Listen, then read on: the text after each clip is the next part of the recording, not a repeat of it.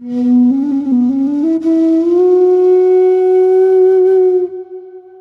Joaquín, me gustaría entrar en el último gran bloque de lo que va a ser este podcast, que es la inteligencia artificial. Ah, Entonces, tengo entendido que estás formado sobre ello, que en la empresa actual algo implementáis respecto a estas nuevas tecnologías.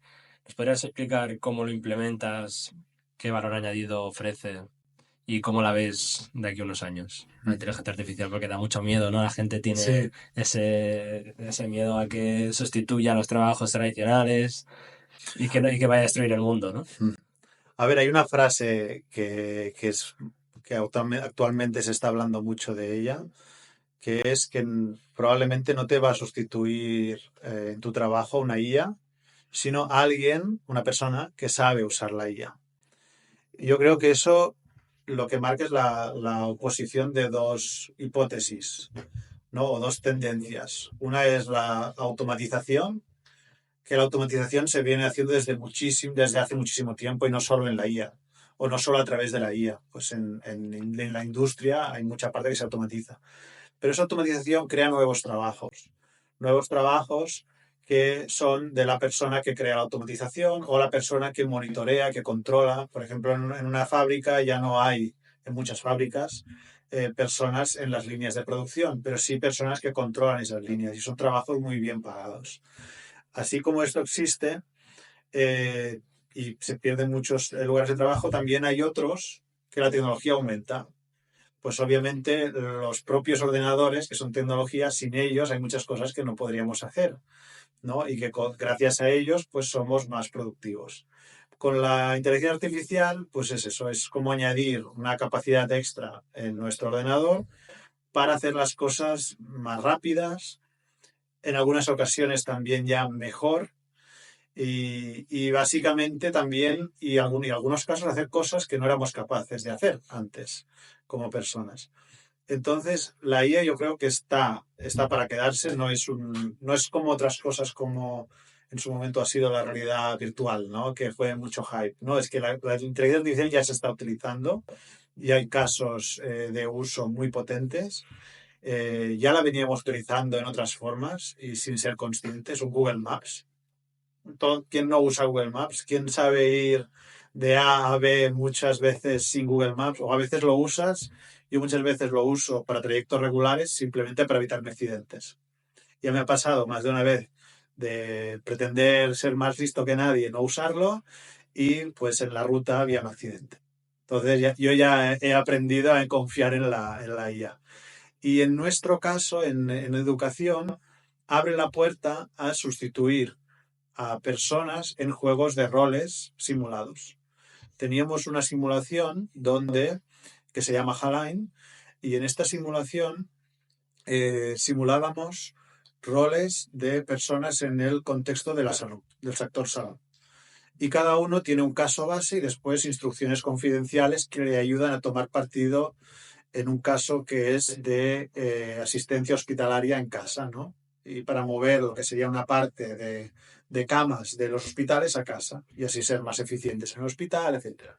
Y eso tiene ventajas para los distintos actores. Hay un proveedor tecnológico en el caso, hay una aseguradora, hay el hospital, los personal del hospital, etcétera. ¿Qué pasa? Esta simulación tradicionalmente se está jugando con equipos que representan a cada uno de los roles. Pero para ello, pues necesitas a las personas que se forman en equipos y que juntas juegan. Gracias a la inteligencia artificial y a proporcionarle los datos de digamos, de los distintos roles, y a proporcionarle también, que eso es importante, no solo eso, sino la forma para que pueda tomar decisiones en la simulación, ahora una persona puede jugar esa simulación sola. Es como habilita un single player mode, ¿no? Un modo de juego de una sola persona, que de otra forma sería imposible. Y eso abre la puerta, yo creo, en un futuro a modelos personalizados de educación en los cuales no estás solo, estás rodeado de IAs para aprender. Para aprender, y yo creo que se podría aplicar prácticamente a cualquier cosa. Pero uno de los elementos del aprendizaje también es el aprendizaje social. Y claro, no puedes tener aprendizaje social sin personas, pero si puedes simularlas y cada vez las puedes simular mejor, por ejemplo, Claude 3.0, que es un modelo bastante nuevo, le hicieron un test de inteligencia, eh, digamos, aplicada a un test de inteligencia como harían a cualquiera de nosotros, y ya sacó más de 100. O sea, ya no es un tema del test de Turing de parecer humano, ¿no? Es que ya es mejor que la media de los humanos, cuando este tipo de inteligencias artificiales no están programadas o no están pensadas para resolver test de inteligencia, sino que están pensadas para predecir texto. ¿A dónde crees que vamos a llegar con todo esto? Porque sí que es verdad que hay mucha gente que habla sobre regular la inteligencia artificial, los peligros que puede tener. ¿Cuál es tu opinión acerca de este aspecto? Regular se está regulando y de hecho hace unos días, pero unos días diría 2 o 3, ha salido una ley, un marco regulatorio a nivel europeo que regula los usos. Porque hay algunos usos con datos, por ejemplo, psicométricos, creo que sería la palabra, como por ejemplo, pues como esta empresa que ha salido hace poco, la Worldcoin, con el iris, cosas así, pues este tipo de datos no se pueden usar. Que, claro, ese tipo de datos dan mucha información de las personas o se pueden usar de malas maneras, ¿no? Entonces, esos usos estarían regulados y esos usos hay algunos prohibidos y hay otros en los que se tiene que hacer un proceso, ¿no?, con los entes europeos para poder sacar un producto en ese sector. Esa regulación es importante, ¿no? Pero más allá, con esa regulación, donde yo creo que iremos a parar con la inteligencia artificial es ya, o sea, es una tendencia, ¿no? Ya la estábamos usando, pero cada vez será más eh, no sé cuál es la palabra, permanente no es, digamos que estará en el entorno y no nos daremos cuenta. Y lo usaremos de forma ya no diaria, sino constante y en tiempo real. Omnisciente. Sí, sí, sería quizás la palabra, ¿no? Y el tema será que lo usaremos para todo. Y yo creo que también una de las cosas críticas donde puede tener más impacto y que la startup que lo logre será ya no un unicornio, sino, no sé cómo se llama, si tricornio, o sea, un de trillion dollars, es el asistente personal. A la que tú tengas una IA que te pueda ayudar a responder los correos, a realizar tu trabajo, a gestionar tu vida diaria, viajes, dinero, en general te conozcan mejor, que te conoces tú a ti mismo, eso que tiene también poder, te permitirá tener una vida mucho más productiva y efectiva. Al final, en vez de trabajar 6 horas, quizás terminaremos trabajando 4. Claro. Me gustaría que tú, que eres conocedor del potencial de la inteligencia artificial, te pusieras en el papel de una persona malvada, de una persona que utilizaría esta tecnología con fines maléficos y explicaras cómo la inteligencia artificial podría perjudicar a la sociedad. El problema es que escenarios como estilo Terminator o cosas así, no me cuesta mucho de pensar que pueden pasar porque una cosa es, o sea, la inteligencia artificial es muy potente en el ámbito digital, pero el ámbito digital y el físico hay mucha distancia entre ellos, ¿no? Entonces, algunas de los escenarios más de ciencia ficción, yo creo que seguirán siendo de ciencia ficción. Entonces, a nivel de malvado, me cuesta de pensarlo, pero quizás algunos de los usos que ya tiene la inteligencia artificial actualmente, como pueden ser usarlo para predecir tu capacidad de devolver un crédito o cosas así, y que pasen a reemplazar el juicio humano. Ahora, por ejemplo, cuando pides una hipoteca, tus datos y la petición de la hipoteca, etcétera, se pasan a una central donde hacen un análisis de riesgos. Y es un proceso que tendrá su automatización, pero sigue siendo muy humano.